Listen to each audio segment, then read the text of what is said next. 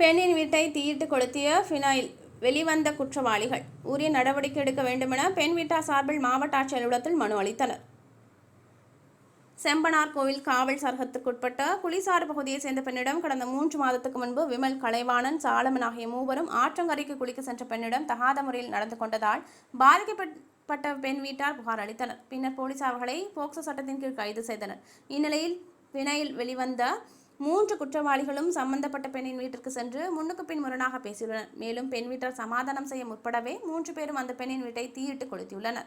இதுகுறித்து பாதிக்கப்பட்ட பெண்ணின் குடும்பத்தினர் செம்பனார் கோயில் காவல் நிலையத்தில் புகார் அளித்தனர். அங்கு உரிய நடவடிக்கை எடுக்கப்படாத அதைத் தொடர்ந்து இன்று மயிலாடுதுறை மாவட்ட ஆட்சியர் அலுவலகத்தில் மாவட்ட வருவாய் அலுவலர் முருகதாசிடம் நாம் தமிழர் கட்சி மாவட்ட செயலாளர் காளிதாஸ் தலைமையில் மனுவை அளித்தனர். மேலும் இச்சம்பவம் தொடர்பாக உரிய நடவடிக்கை எடுக்க வேண்டும் என நாம் தமிழர் கட்சியினர் வலியுறுத்தினர்.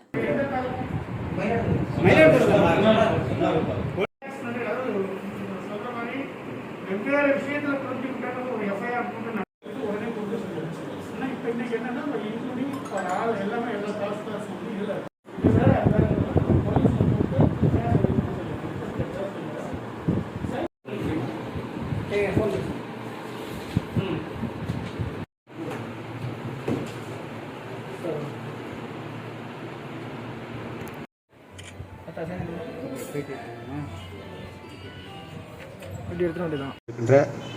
தங்கை ராஜேஸ்வரி என்கின்ற இந்த பெண்மணி குளிக்க போன இடத்துல தகாத ஒரு 3 பேர் தகாத பிரச்சனைகள் செஞ்சதுனால அவர்கள் மீது போக்சோ சட்டத்தில் கைது செய்யப்பட்டு சிறையில் இருந்தாங்க.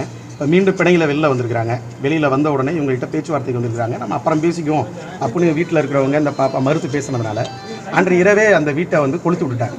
கொடுங்கன்னு அவங்க மேலே நடவடிக்கை எடுங்கன்னு சொல்லி சமணார்கள் போய் மனு கொடுத்தா சமணார்கள் போலீஸ் ஸ்டேஷனில் எந்தவித இதுவரைக்கும் ஆக்ஷனுமே இல்லை, எந்தவித நடவடிக்கையுமே இல்லை.